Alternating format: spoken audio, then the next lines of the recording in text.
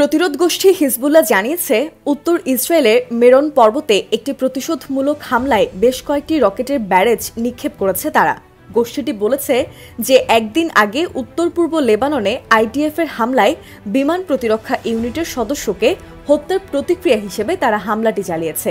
৭ জুলাই প্রকাশিত খোদ ইসরায়েলি সংবাদ মাধ্যম দ্য টাইমস অফ ইসরায়েলের প্রতিবেদন থেকে জানা যায়, হিজবুল্লাহ যোদ্ধারা রবিবার সকালে উত্তর ইসরায়েলের নিম্ন গ্যালিলে লেবানন থেকে প্রায় একসাথে ২০টি রকেট ছুড়ে হামলা চালিয়েছে। এতে একজন ইসরায়েলি বেসামরিক ব্যক্তি গুরুতর আহত হয়। সোশ্যাল মিডিয়ায় ৭ জুলাই প্রকাশিত একটি ভিডিও ফুটেজে দেখা যায়, ইসরায়েলের national medical emergency Magen David Adom হিজবুল্লাহর হামলায় গুরুতর আহত একজন ব্যক্তিকে তাদের প্যারামেডিকদের মাধ্যমে সরিয়ে নিচ্ছে। এখন জন্ম সনদ দিয়ে খোলো বিকাশ স্টুডেন্ট অ্যাকাউন্ট। নিজের বিকাশ নিজে কর। পরবর্তীতে কয়েক ঘন্টা পরে আরও একটি পৃথক হামলায় হিজবুল্লাহর প্রতিরোধ যোদ্ধারা উত্তর ইসরায়েলের মেরন পর্বত এলাকায় নতুন করে আরও ২০টি ক্ষেপণাস্ত্র দিয়ে হামলা করে। প্রথম আক্রমণ সম্পর্কে হিজবুল্লাহ দাবি করে যে তারা লেবানন সীমান্ত থেকে প্রায় ৩০ কিলোমিটার বা ১৮ মাইল দূরে টাইবেরিয়াসের পশ্চিমে একটি ইসরায়েলি সামরিক ঘাঁটি লক্ষ্য করে কয়েক ডজন রকেট ছুড়ে মারে।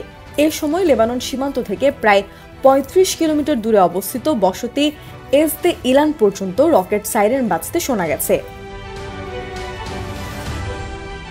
গত ৯ মাসের যুদ্ধে ইসরায়েলে এ হামলা হিজবুল্লাহর গভীরতম রকেট হামলা হিসেবে চিহ্নিত করা হচ্ছে। প্রতিরোধ যোদ্ধারা এর আগেও ইসরায়েলের বিরুদ্ধে আরও অনেক বিস্ফোরক বোঝাই ড্রোন হামলা চালিয়েছিল।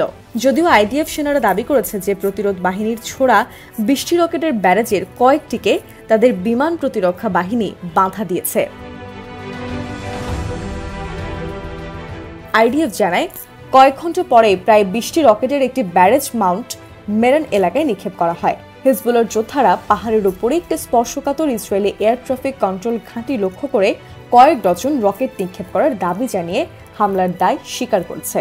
একটি এক্স বার্তায় প্রকাশিত ভিডিও ফুটেজে দেখা যায়, শত্রুবাহিনীর আয়রন ডোম এয়ার ডিফেন্স সিস্টেম কিছু রকেটকে বাধা দেওয়ার চেষ্টা করছে।